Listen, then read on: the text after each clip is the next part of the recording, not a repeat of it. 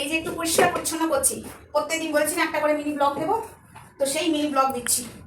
বাবা আমার হাত যাচ্ছে না। তো পরিষ্কার পরিচ্ছন্ন করেছিলাম, দুদিন অন্তর অন্তর না করলে না এখানে প্রচণ্ড ডাস্ট, জানো তো আমাদের এই এরিয়াতে প্রচণ্ড ডাস্ট। তো এই এখনো বিছানাটা পরিষ্কার হয়নি, করবো। এই দুদিন আগেই পরিষ্কার করলাম, এখনো দেখো এই ফুলগুলো করেছে, এখন এইগুলো করে উঠতে পারিনি, ডালগুলো রয়েছে এখনো করে উঠতেই পারছি না, এত কাজের চাপ।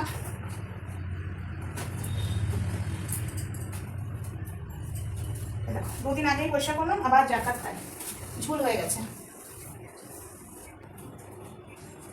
সংসারের সব কাজ সামলিয়ে কিন্তু আমি তোমাদের সামনে আসি। এখন এত পুজোর আগে কাজের চাপ বেড়ে গেছে, শুধু সংসারের কাজের চাপ না, এক্সট্রা কাজের চাপও বেড়েছে।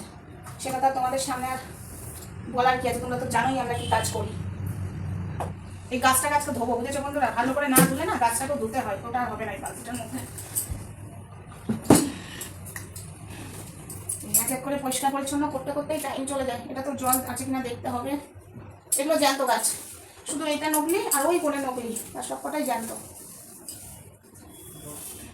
দেখো বন্ধুরা, ধুয়ে নিয়ে চলে এলাম। এবার জায়গা মতো সাজিয়ে দেওয়ার পালা। জল বেশি করে দিলে একটা মানে খুব বেশি দেওয়া যাবে না, একটা পরিমাণ আছে, সেই অবধি দিতে হবে। এই দেখো বন্ধুরা, এই যে পরিষ্কার পরিচ্ছন্ন হয়ে গেল, তোমরা তো দেখলেই। এ দেখো এগুলো কিন্তু আমার ছেলে এঁকেছে, মানে পেন্টিং করেছে সরার উপর। আর এই যে এখানে আমার ছেলের হাতের কাজই আছে, শুধু এটা আমার হাতের কাজ, আর এটা আমার হাতের কাজ এখনও সম্পূর্ণ হয়নি, টাইমই পাচ্ছি না। এটা বাকি আছে, আর এটাও আমার ছেলের হাতের কাজ।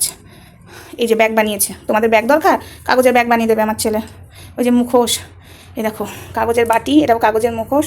আর এই যে বল, দইয়ের ভার দিয়ে একটা গাছের টপ করেছিল, এটাকেও রেখে দিয়েছি।